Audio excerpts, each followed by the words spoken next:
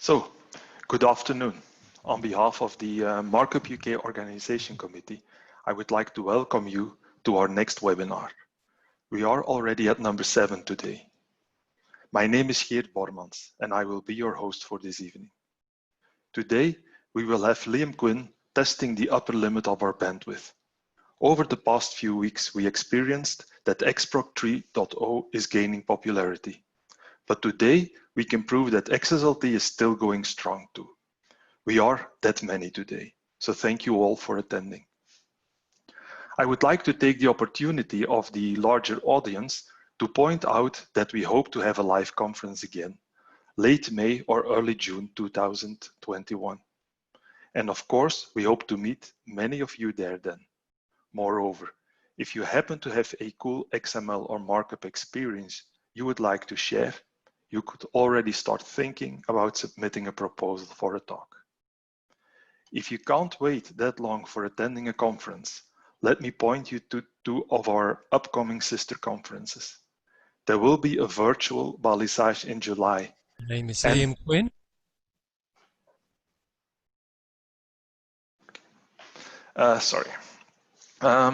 There will be a virtual Balisage in July and Declarative Amsterdam in October. Both highly recommended.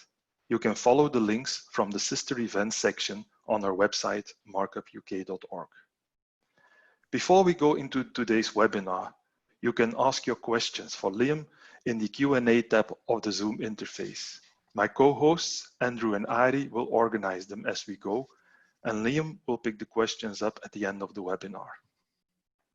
We will be recording this webinar, and you will be able to find the recording on the Markup UK YouTube channel no later than this evening. Over to today's topic. I am very pleased to welcome Liam Quinn, who will talk to us about XSL3 going faster, stronger, wider. For many years, Liam was in charge of XML development at the W3C. No wonder they understand many XML specifications from the inside out. Today, they are running an independent XML consulting and training business in Canada, Delightful Computing. Liam, please, the screen is yours. All right, hello, can you hear me? Yes, thank you. That's wonderful. All right, so thank you for the introduction, Geert. I'm going to try and share my screen. I live on an island on Lake Ontario, and our internet access is by Blanding's turtles, who carry the they carry the packets through Lake Ontario. So we're going to see if I can share the screen, if I have enough bandwidth, and I might. Application window.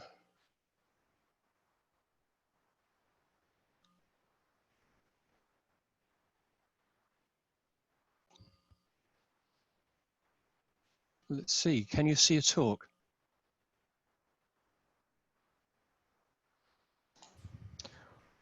We can see our logo, Liam. And the message you're sharing the screen. So I think the talk is on the other screen. Okay, I'm going to try this. It's funny how the things that work one day don't work another day. Computers are reliable. Can you now see a presentation? No, sorry. No, don't be sorry.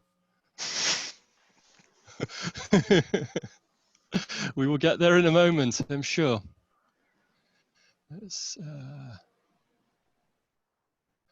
try again. View entire screen. Share. If this doesn't work, I've pre-recorded the presentation so that it can be played, because sometimes the bandwidth isn't enough, but you should. Yes, we now see you. All right.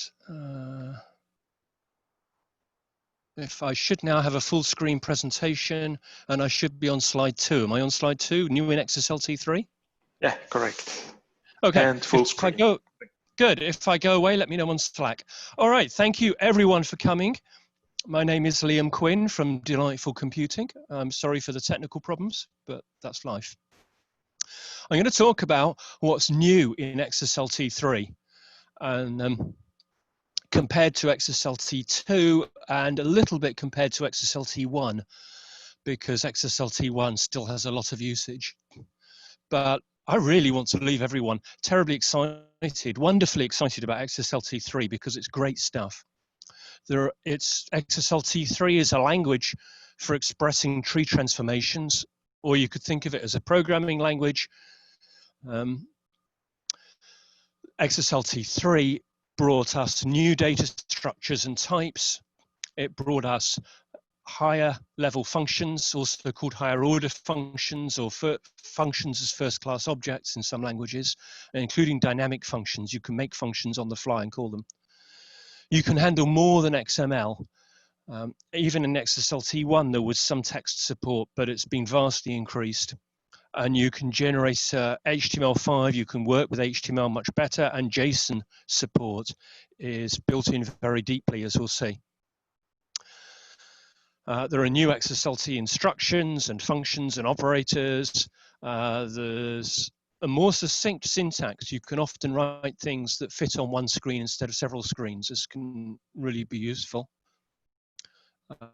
We have streaming, which makes things possible that you couldn't do before. You can read giant input files and process them a little bit at a time. And by giant, I'm talking multiple gigabytes, maybe terabytes, I don't know. And it's fast. Okay, the implementations are fast. We have packages so that you can share precompiled XSLT. You can load dynamic XSLT or XQuery modules. A lot of language restrictions have been relaxed in 3.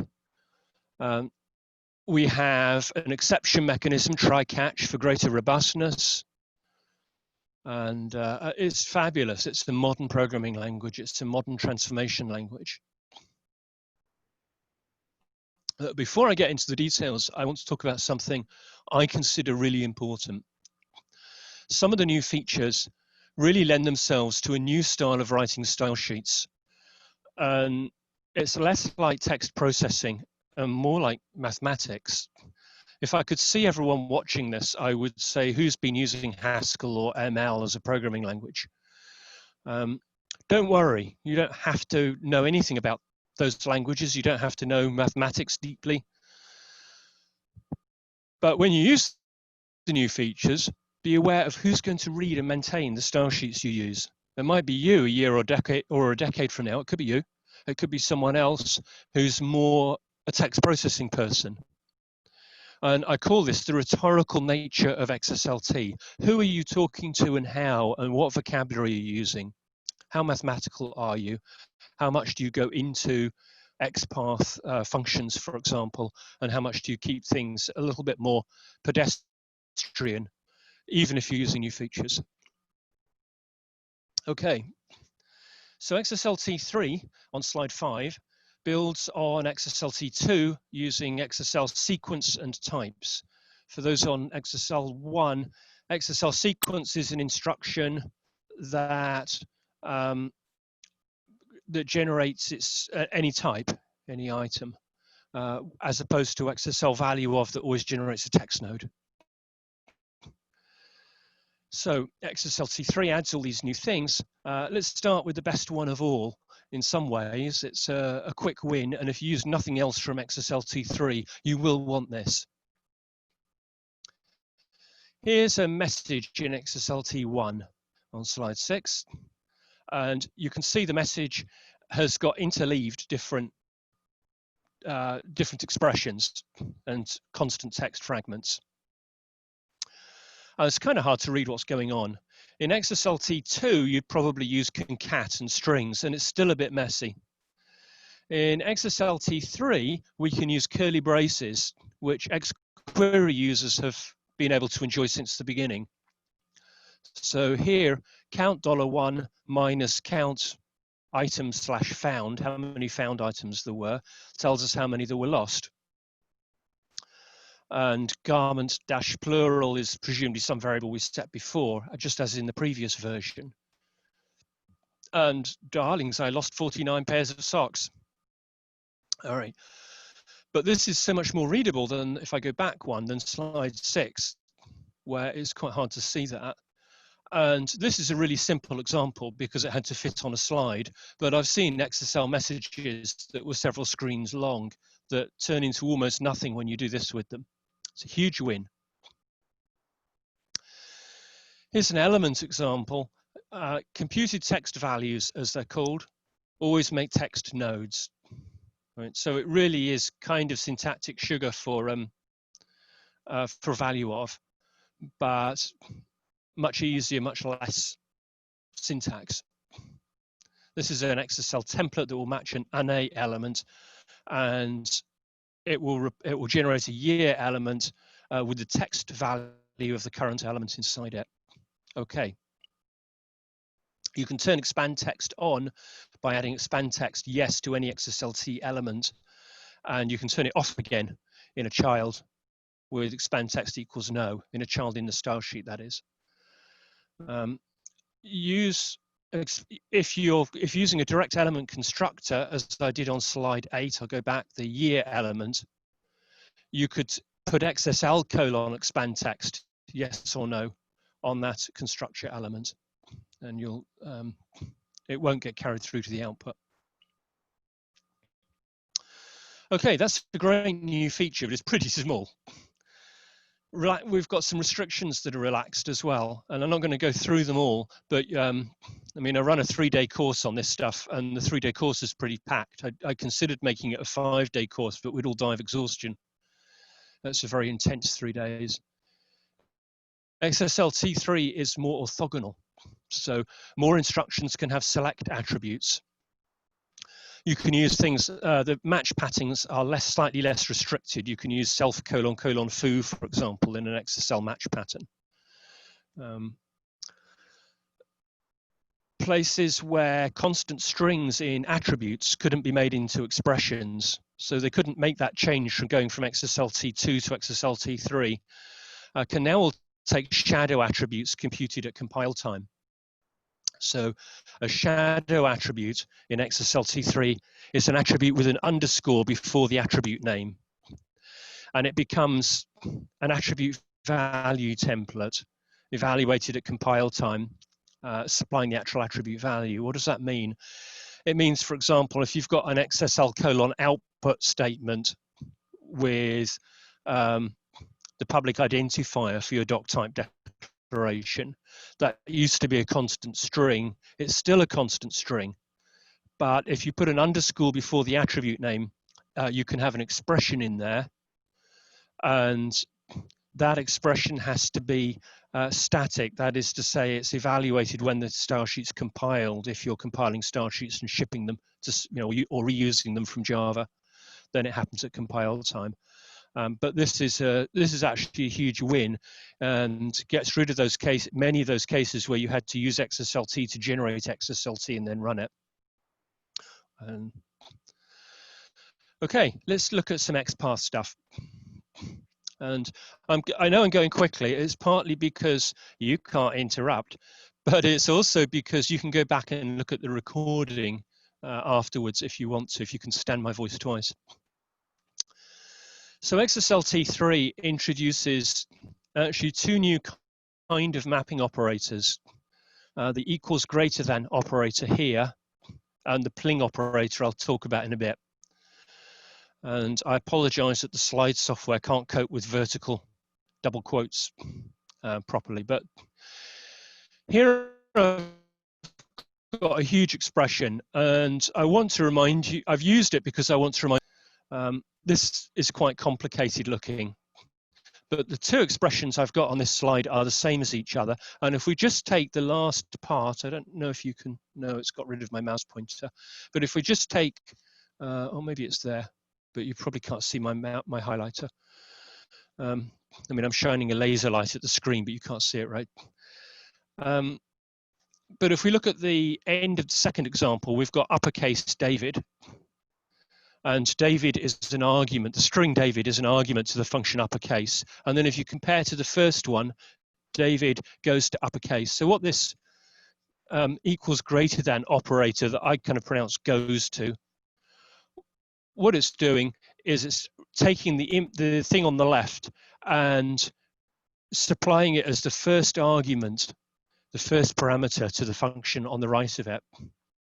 So in that first expression, we call uppercase with David as the argument. We then take the result of that and use it as the first argument to string to code points, which returns a sequence, and so on. This is pretty useful, but it can also lead to stuff that's hard to read, and I highly recommend, number one, people who are casually using XSLT occasionally won't remember what equals greater than does in any detail. And number two, use comments or variables if you're doing anything tricky.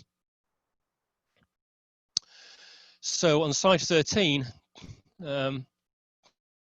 you could write your own function called uppercase. I mean, you don't actually need, called string reverse, my colon string reverse of $input, and then call uppercase on the result. And you'll get the same result, in fact, but it's much easier to read. And this is about naming abstractions and making them explicit. Okay. The pling operator that I promised you a minute ago. Here, notice that I have count of dot on slide 14. So string to code points David, pling count dot, produces, actually it should produce 5 ones. Apologies, that's a mistake I had on my notes to fix.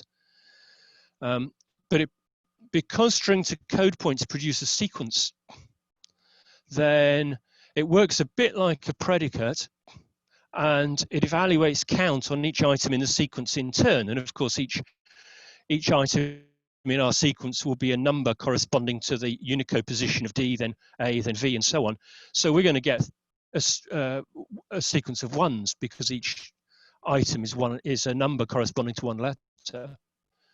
If we use the goes to operator, equal greater than, then count gets its first argument as that entire sequence, and we get 5. So that's the primary difference between these two operators. We also have a new expression in XPath 3, which is for. So you can write for $A in /nuts, $B in flower, comma, surprise, that's a sequence, return $A, new operator here, string concat, space, string concat, $B. And that will return maybe hazelnut flower, hazelnut surprise. Typically an XML document will only have one top level element. So in fact, we can only have hazelnut, but it's an example. XSLT3 also gives us what we had in XSLT2, an if then else expression in XPath. So you can use both these things in, for example, in XSL value of or XSL param select attributes. Apply template select equals. That would be an unusual one, but you can. Using an if there is sometimes clearer than using an XSL colon if around and apply templates. Okay, I promised new data structures, new ways of representing information in memory. Now a map in XSLT3 is also in XQuery. It's from XPath 3.0. Well, XPath 3.0 introduces maps. A map is what's called an extensional function, but don't panic. That simply means how you get from one set of values to another by listing all input possibilities. And they're called keys and values. And the keys and values can in fact be anything you like. So I've got one with a city name in the local language, or an abbreviation for a city, followed by a sequence giving area code numbers. Maps were partly introduced because they're lightweight compared to element nodes. In the development of XQuery and XSLT and XPath, we'd added so much into the data model that element nodes became heavyweight. And they're kind of fragile in the sense that things you put into elements tend to turn into strings at a moment's notice, whereas you actually want substructure when you're dealing with things like JSON. So, and lots of other use cases for maps. So you create a map by going to slide 17, and you'll find name : Boris is greedy true. No one in particular, just to be clear. Socks : is a map. So the value, so we've got a key in this map whose key is socks, and the value itself is a map. And you can declare, for example, in an XSL : variable as equals map. And if you declare it as XS string, XS integer, that means the keys in this one are all strings and the values are all integers. Or you can just have a map star that says you can have anything in it. All right, that's a bit like type declarations elsewhere. On slide 18, you can also use XSLT instructions with XSL : map and map entry to make a map. This is useful because in XSL : map you could have an apply templates, for example, and a template that returned maps. So again, for XSLT1 people, notice that templates can return not just nodes, but they can return values and any kind of item. A map is an item. You can get stuff out of a map. That's lucky. We've seen how to put it in. You can get it out. And you can use map : get. You have to declare the namespace prefix map in XSLT, and XQuery is pre-declared. And you can also use my map ? and then a simple key. If it's a plain string, I think it has to be a Q name for that to work. I can't remember if the colon is allowed, but it probably is. You can put the key in parentheses. You can put it as a string in parentheses. And you can also get at all of the last example hit on slide 19. You can get at all of the keys with star, and then maybe you could select them with a predicate. So if the values were maps, you can then have a predicate that says ? submap key equals value that will choose children in those maps with whose value is equal to value. And then maybe those are maps, and so we use a ? foo to get them out. So they can nest any depth, and we can do query-based expressions. That's something that is hard to do in other languages with JSON. Okay, along with maps, we also have arrays. These are in EXpath 3.1, which is optional in XSLT 3, but I think any XSLT 3 implementation that did maps without arrays would be dead in the water, I don't know. Arrays are like sequences, except they don't get flattened. So, and arrays are items. So if you look at that second example, if you did it with parentheses instead of square brackets, you would get the reply 7 from a count. If I used count on it, I would get 1 because the outer array is an item. If I use array : size, I get 4 because that outer array has 4 things in it, one of which happens to be an array. So arrays kind of have some structure. They don't get flattened, and that's what they're for. You can have an array where one of the items is the empty sequence, for example, and they don't whereas in a general sequence all the values get shuffled along and the empty sequence vanishes. In an array it doesn't. Okay, here's a JSON example on 21. I'm just not going to linger on it, but you can load a JSON file with sorry, I moved away. You can load a JSON file with JSON doc and get back an appropriate mix of arrays and maps. You can use JSON to XML, and you'll get an XML representation in most cases, but only if the XML was made with XML to JSON or uses the same schema.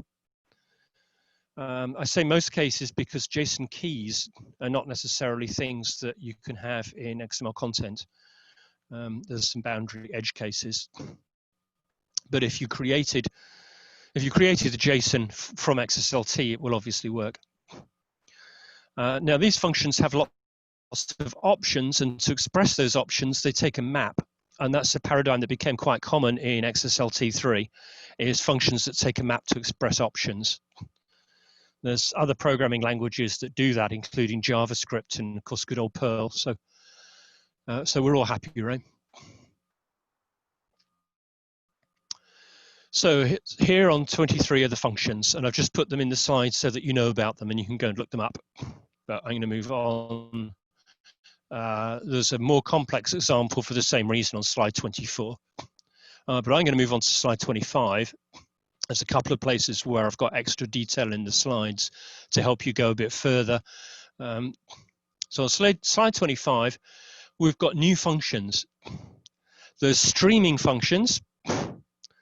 I mentioned at the beginning, XSLT3, one of the major new features is the ability to process chunks of input as they arrive, which is called streaming, and there's lots of functions around that. There's functions around the new data structures, maps and arrays. There's functions on functions, and I'll come back to those in a little bit.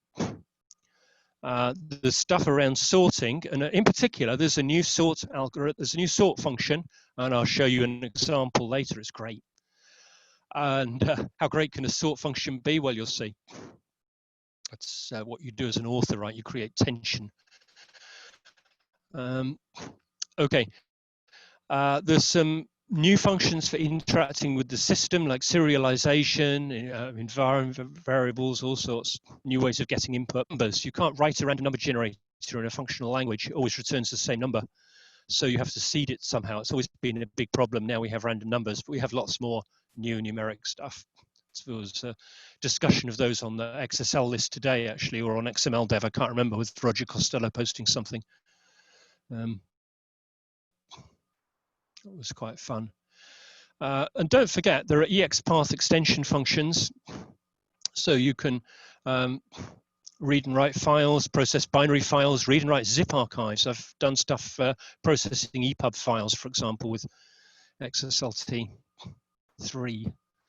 They're native, they're not written in XSLT or XQuery. They had to be because they interact with the system. And they're supported by, for example, BaseX in XQuery, Saxon for XSLT, and others. You can get at those. There are other function libraries. Dmitry Novichev has one. Jenny Tennyson has one. There's a few others around. But these ones are built into many applications and are useful in implementations. So slide 27 has links to some of those EXpath ones. Okay, if you're doing more work with the system, you will want to go to slide 28 and try catch. And you use XSL try to evaluate expressions that might raise errors, and you take special action based on the errors. For example, you might try casting an attribute to a date time or an integer. Now, you could use castable as or instance of to do that and get a Boolean back. But you might want to open a file that might not be well-formed XML and skip it and generate. Try catch and exceptions are not a way to cover up programming errors, okay? If you've got a template that isn't working and you start calling things a try catch and just saying some error in here, don't do that. Figure out what's causing the error, all right? Because as soon as it leaves your hands, it will go wrong in new ways if you try and do that. So try catch is not wallpaper. It is heavyweight. In particular, it can store files you're going to create with result documents in memory and write them only on success, so that there is, to give the impression of rollback. So if the try fails, it can roll back everything that it did that, in theory, and that can be quite, however that's implemented, that can be quite heavyweight. If you're writing to a database, it will be a transaction that's reversible. And there's new instructions too. And there's a dog barking. I love that. Excuse me 1 second. I'm going to have a drink of water.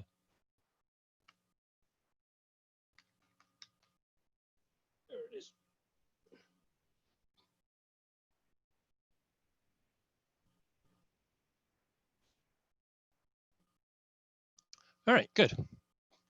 Time check, we're good. All right, XSL iterate, and our dogs didn't reply to the dog barking. They sometimes do. So there's new instructions, and I'll mention quite a few of them over the next half hour, 20 minutes, whatever. XSL : iterate. Now, I would ask for a show of hands here, but I can't see you. But who here is comfortable writing recursive templates and recursive functions? A lot of teachers are more afraid of these than the students are. The students don't know about them and they have no reason to be afraid of them, and the teachers are afraid. I've always found that if you teach them without being afraid of them, it goes a lot better, but maybe that's just luck on my part. Or maybe just I had so much confidence the students didn't dare say they were frightened, I don't know. But XSL iterate is a way of hiding that recursion is going on, but it's also a way of expressing recursion in such a way it can be optimized so it isn't recursion, with so-called tail optimization, which, for example, Saxon does on recursive templates anyway, or tries to. But this makes it explicit. And it's a bit like for each with a required select attribute. You can use XSL break to end the iteration. And when you want to start it, when you want to do the next round, you call XSL : next iteration, and you supply it new parameters. But you can only do that as the last instruction in an if or iterate body, or inside a when or otherwise, or try or catch, to be pedantic. So that is the tail. That's the meaning of the word tail. It's the last instruction in its block, and it can be optimized into a loop by the compiler. XSL : iterate. One reason to use it is that there's typically limits on how much recursion you can do, particularly if you're passing large parameters in Java systems. They tend to have a fairly limited stack. In some versions of JVMs, you can increase the stack when you fire up the JVM, but not once it's started. But another is to make something explicit, maybe make it easier to read, and maybe for people who don't like recursion, they find it XSL iterate a little easier. Okay. Higher order functions. This is somewhere where, again, the rhetoric means we can go quite mathematical, and I'm not going to. I want to stay in the text processing and kind of pragmatic end of things. But I'll talk about it a little bit. Let's start with an example. There's quite a lot of syntax on this page, and I'd like you to imagine on slide 31, the first 3 lines are inside an XSL : select or XSL : value of or something instruction. We've got select equals, and inside that select equals, I've got let $f be function something as element something, some expression, and then close curly brace to match the one on the first line. And then the return goes with the let. The return is not part of the function. So given that $f is this function, return the result of applying the function $f to every reference element in the document.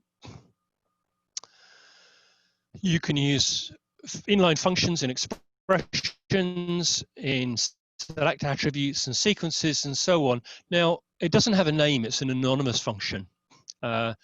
Lisp programmers can call this a lambda expression if they like.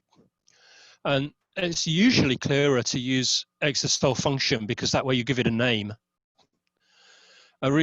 This way you're doing more in XPath. You can share your XPath with XQuery if you want to. And also the function, you don't have to invent a name. And then when you use XSL function, the name is global. And this way there is no name to conflict with anything else. Or global by default, I should say, in XSL function. So there's reasons to do it both ways, but think about the rhetoric you're creating. Some people look at a slide like this and freak out programming language, it's not XSLT, and other people are quite comfortable with it. And I think most people lie somewhere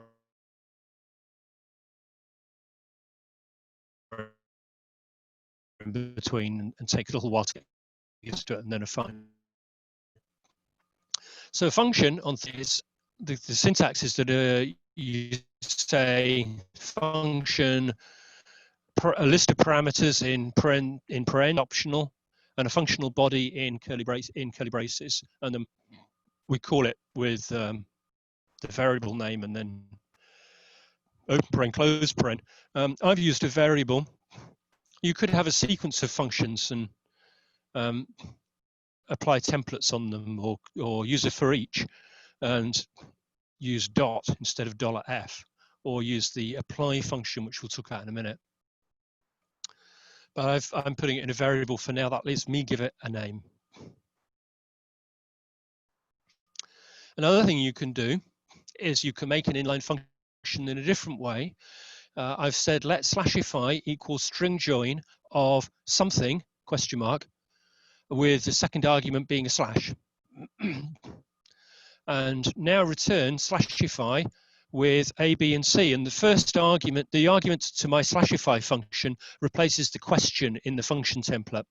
So that string join thing with a question mark in, we can call it a function template. And it makes, in the mathematics of functions in computer science, this is called partial function application. You can use this new feature with the goes to operator. So you can use, I don't have an example, sorry, so if that's bewildering, skip it for now. You could use slashify to supply a function with sort.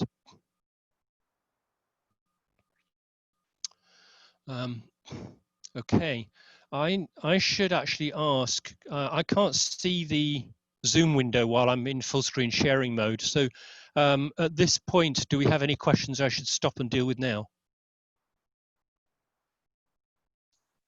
No, Liam, we don't have any questions now. Okay, great, all right. That's either good or very bad. All right. So 34, working with HTML.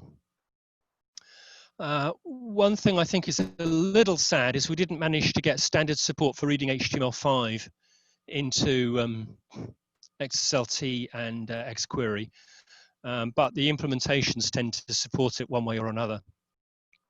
With Saxon, for example, you can supply a different class to read HTML and supply an XDM instance. You can write HTML5 with XSL:output, and new in XSL5 string with the FN serialize function. Serialize is another function that has 14 billion options, and you give it a string and then the options. And the options can be expressed in XML, or you can express them with a map.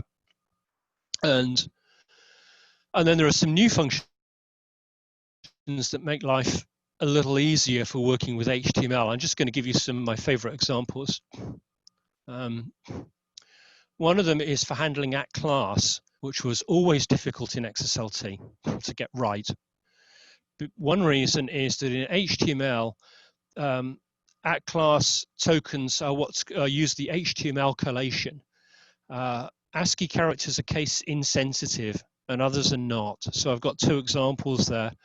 The first line, xref with capital X and R, is equal to the lowercase value. It's case insensitive, but an aigu or an E with an accent over it is not equal to the lowercase version. This is partly to cope with languages like Turkish, where a dotless I turns into a regular capital I, or looks like it does. And XSLT3 introduces this as the HTML collation and introduces a new function, contains token @class. So we can just do contains token @class and then some string. If you want, you can use a different collation with contains token. For example, if you're not in fact working with HTML or with class. This also handles the way that it's a space separated list. So what you used to see in XSLT was was contains concat space input space comma space my token space, and maybe someone would force it to lowercase if they remembered that it's case insensitive, but people rarely got it right. This helps you get it right. We also have a function to parse IETF style dates.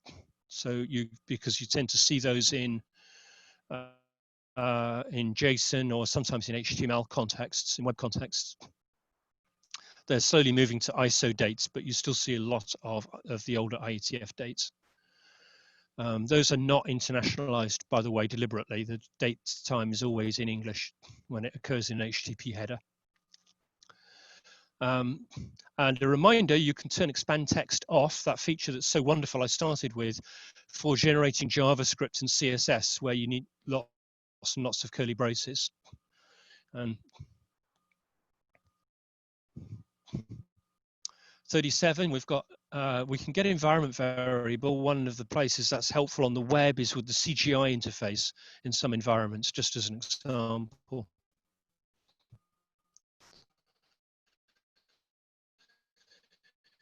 And that was amazingly controversial in the working groups, get environment variable. And we will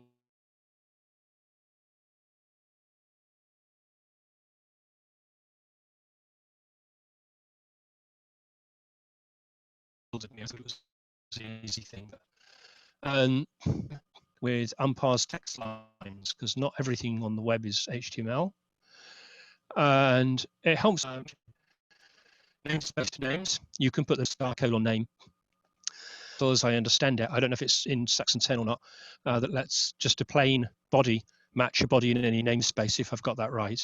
But that's an extension that you should be, I'll let you know about it because Saxon's so widely used, you'll probably start to see it in use. Okay. In match expressions in templates, you can match any sort of item now, not just nodes. You can have a template that matches integers. I've already mentioned some examples. You could have a for each that iterates over a sequence of tokens from that class. You can have a template that matches any element of a particular schema type. And this is actually why XSLT uses XML schema and can't use relax for this purpose, because relax doesn't guarantee that type annotations will be consistent and non-determinism stuff. Okay, so you have to have an XML schema to do schema typing, W3C XML schema, if it's your own type. Watch out that there's not always a useful context item. Right, so if you're doing this in a template matching an element, you might assign the element to a variable, a reference to the element in a variable, and so that the for each loop can refer to the variable if you need to, and hence get at the context. We have stronger type checking. In the spirit of XSLT, it's still optional, but there's lots more places where you can declare things. You can declare the required type of the context item in a template, so that if the template's called somewhere you didn't expect it to, it's an error. Don't forget to use as attributes on all your variables and functions, and you'll find problems much sooner. And if you do find a problem that your XSLT finds, for example, using try catch or whatever with a test, you can have an XSL message terminate equals yes, and thing stops. Okay, a reminder on slide 40, some of the things I've talked about. There's a whole lot of things around these I haven't talked about because I've only got 45, aiming for 45 to being under an hour anyway, 45 minutes. And it's a 3-day course that I give on this stuff, and that's not complete either. So let's go to the most powerful new function, FN transform. What is it? It's a function in XPath that calls XSLT on an XSLT style sheet, runs a transformation and returns the result. So you can write, for example, XSL colon sequence, select equals transform of stuff. Maybe you pass in the current node, maybe. We'll see how you actually do that in a moment. So some uses, processing lots of files. And I seem to remember I have an example in my course where people process 10,000 files in a few seconds using FN transform. Where in XSLT 1 or 2, you would have to run XSLT separately on each one, or you'd have to merge the style sheet in a complicated way with modes or something and do lots of result documents with an extension.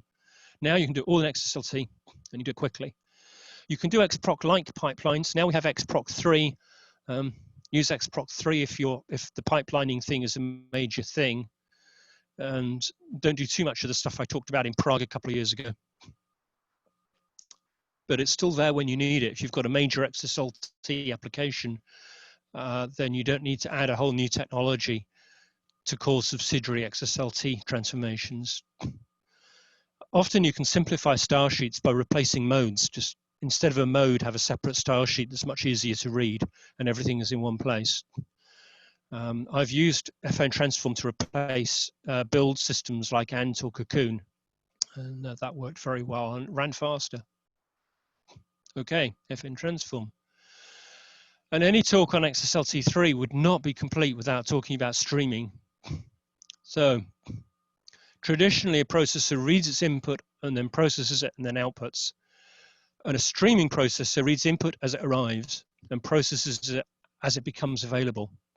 And processing the output as it happens is actually a separate issue. Output streaming, XSLT does not really have a whole lot to do with output streaming right now.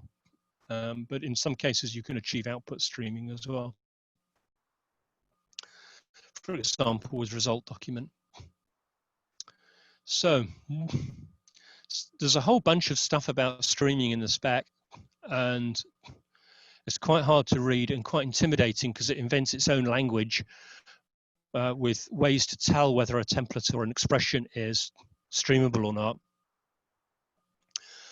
But there's some new things that were added that are useful even if you're not doing streaming, and I'm going to look at some of those.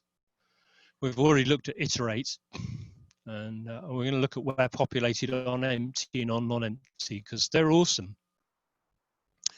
I mean, how many times have you wanted to generate a list, but you only want to generate the actual list element if there's stuff in the list, but you don't know if there's stuff in the list. So often you have a test or an XSL colon choose around different cases for whether the stuff is there or not.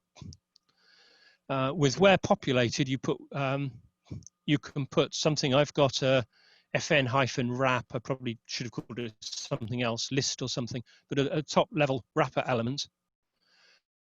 And then I apply templates. And if the apply templates doesn't match anything with that select because there weren't any list items to make, the wrap element, the FN-wrap element I've made here, is not generated. So that solves that very common use case. It's also needed in streaming because in streaming you can't look ahead. So you can't ask, am I going to have a child that will produce a list item? Because by the time you've moved ahead to see if there's a child that will make a list item, you've skipped over some things that you can't go back in the stream and see. In the XSLT stream, you can't go backwards. So this was introduced for streaming, but turns out to have general use. There's a similar one on empty, which will happen if nothing before it in a sequence constructor. So you put it as the last thing in a template, for example, and if nothing else in the template made anything, the on empty happens. There's also an on non-empty, and it doesn't have to be last. This is useful outside streaming, and there's an example in the spec, and there's a link on slide 48 to that example.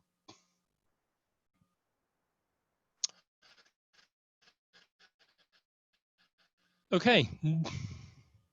I'm close to the packages because they're just becoming used. I'm seeing mention of packages more and more. A package is an XSLT style sheet that's meant to be called by other style sheets. And it's often distributed in compiled form. In Saxon, there's a compiler, for example. And I don't remember if XSLT has a compiler or not. And there's an implementation specific mechanism for locating packages. You have to edit a configuration file for Saxon right now, I think. You certainly do for Saxon 9. But packages can be reused. Now, this is great if you're shipping something to a customer, or if you're in a large corporate enterprise or a large closed environment where people might be tempted to modify the package, or where you want to make sure people are running the latest version of something, so you supply the latest package. Okay, and so it's great for a much larger or a remote deployment. Packages are starting to be used. We don't have anything comparable to Maven, for example, on Python currently. There is something for XQuery, but not for XSLT that I know of. Maybe someone in the comments can say, hey, there is now. So slide 50 is a link to an example, because the example doesn't quite fit on a page, but there's one on Stack Overflow, and we actually do it in my course, make a worked example.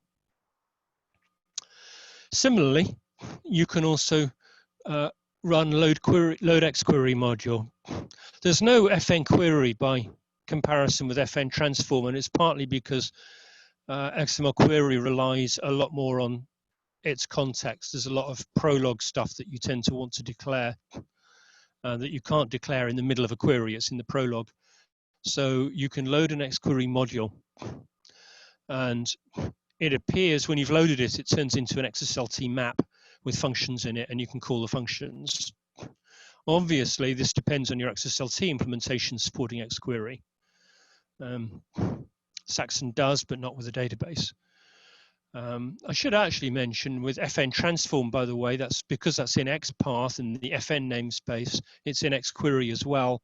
And you can call FN transform from an XQuery expression, for example, in base X. Probably in exist2, but I don't know.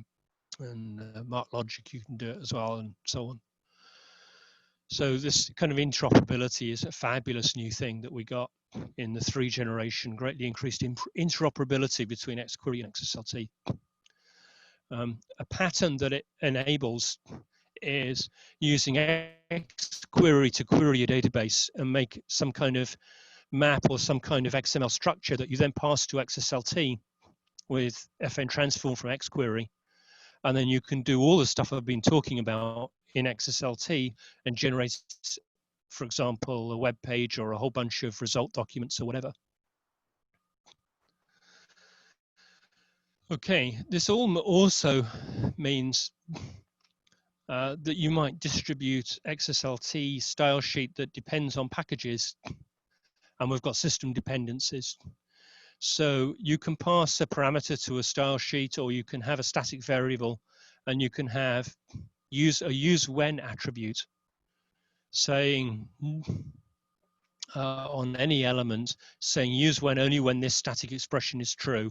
As a reminder, a static expression is a compile time one. So you're compiling a module, you're compiling style sheet, whether from the command line or Java.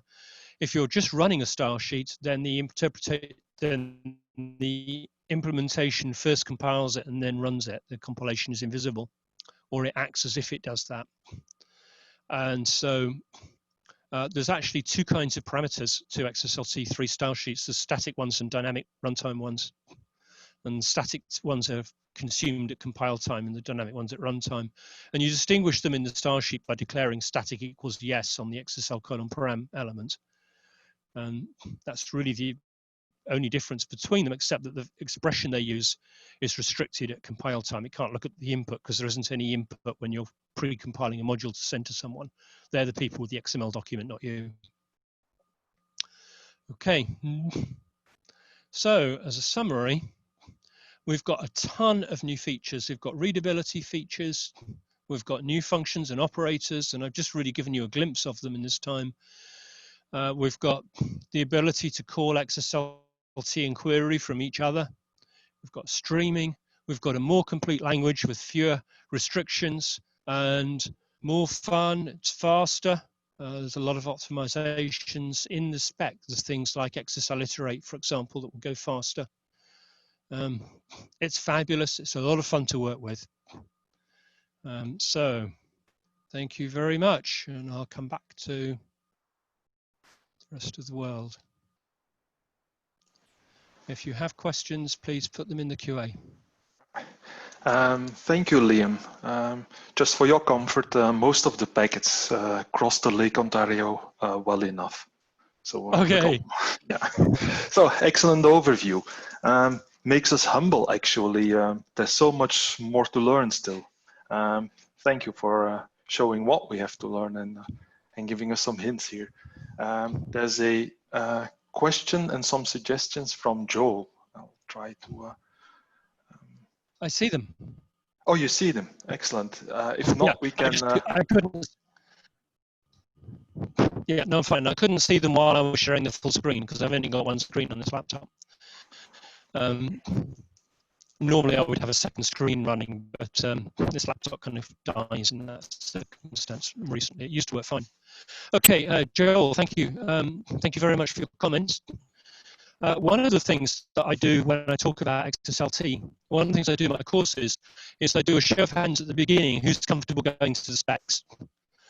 And one of the things I try and teach through the course is how to read the specs, because it turns out they're much less intimidating once you understand how to read them. And towards the end of the course, so somewhere in the middle, I say who would go to a spec to answer this question. And at the beginning, when I first ask, usually only one or two or no hands go up. In the middle, some hands go up. And by the end of the course, every hand goes up confidently. Yes, I would go to the spec to answer this question. So the specs actually are not as intimidating. They're intimidating at first, but once you understand, they invent their own language so that they can talk precisely. It gets a lot easier. I hope that I've explained things a little more accessibly, though. Yeah, Liam, sorry to interrupt, but we see the question, but the attendees don't see the question. So if you answer the question. Thank you. Okay, so Joel. Yeah, okay, thank you for that information. I didn't realize. Okay, so Joel asked that the specs are a little hard to read for constructing, using and constructing maps and arrays. So I hope I've explained, I hope I've made them a bit more accessible. Joel said their favorite 3O innovations are the string concatenation operation and use when. The string concatenation operator, I'm going to give a warning that I didn't give in the slides, which is in almost every other programming language I've used, 2 vertical bars is an OR expression, including even the Unix shell from the 1970s and C. So when I use 2 vertical bars to concatenate strings in XPath expressions, I always make sure there's a string constant there, or that it's obvious what's going on. Because that way someone's not going to just read it quickly and think, what is this? Why is this true only if this is true? It's not a Boolean expression, it's a concat expression. And Joel's question is, does contains token normalize space before tokenization? The answer is yes. Effectively, it treats white space as delimiting. When I say EXpath functions are native, what I mean is they're built into the implementation. They're not, for example, things that you load written in XSLT. So, Joel, I hope that answers your question. We have a question from Elisa. Can you provide an example about applying use when? So yeah, suppose you've got 2 different packages that provide a facility from 2 different, maybe you've bought them from 2 different vendors, or maybe 2 different authors supplied them. And so you might say use when prolog interpreter equals this one, or prolog interpreter equals that one. and you've got an interpreter for the Prolog language written in XSLT by someone, then and you might have some templates, or even within a template, you might have an XSL for each, or a variable that is set differently depending on which interpreter you've got, and you can do that with use when and build it in a compile time.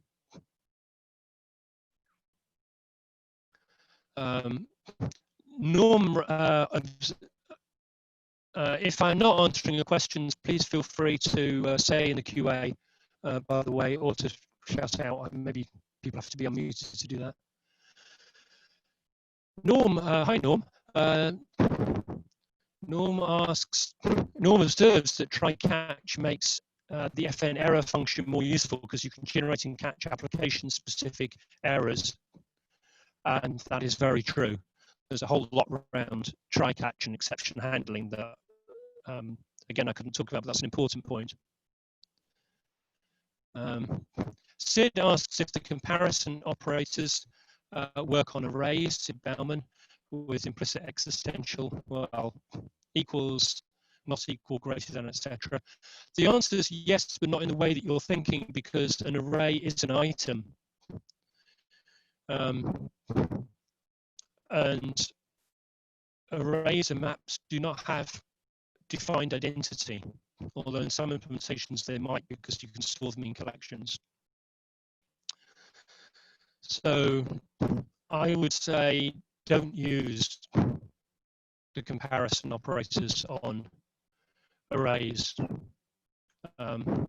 because it's not doing what you want. It's asking if it's the same item. When if it's the same item, you might as well use EQ. Or if you don't want that, I think we modified deep equal to work on arrays and maps, but I'm not actually sure. I don't remember. But it's fairly. You can use the existential operators some and every, though, with an expression to say some $I in $array / star not equal to this, or the other way around, and that works, and that's likely to be clearer.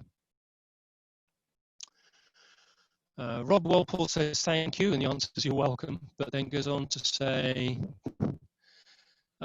you might structure your you might structure our style sheets in a different way for XSLT3. Well, I said there are different data structures, which is a slightly different thing. That's arrays and maps primarily. We also get XS:error, but that's pretty minor. But yes, you might structure your style sheets in a different way. There are things that you would have done in templates and modes that you might use FN transform for or for each, or you might use expressions, and the other expressions are much more powerful. And rhetorically, you have a wider range of expression. You can be more mathematical and use more higher level functions. I've been writing a little DTD parser in XML, for example, and what the tokenizer does is there's a map with strings that match input tokens, and the value in that map is a corresponding function that will handle parsing the next part of the expression. So I can have this great map with inline function expressions in it. It's not particularly readable, but then parsers never are. But that's something that if you're writing in XSLT1, you'd have to have an awful lot of named templates, and the only purpose of their name will be that templates have to have a name so you can call them. Whereas with anonymous functions, I don't need to worry about that. I don't know. I don't think in a few minutes I can go much further than that, Rob. Sorry, but there's a whole lot of examples. People on the XSL list quite frequently post examples of things they would do differently, so that's a good place to watch that Mulberry Technologies hosts.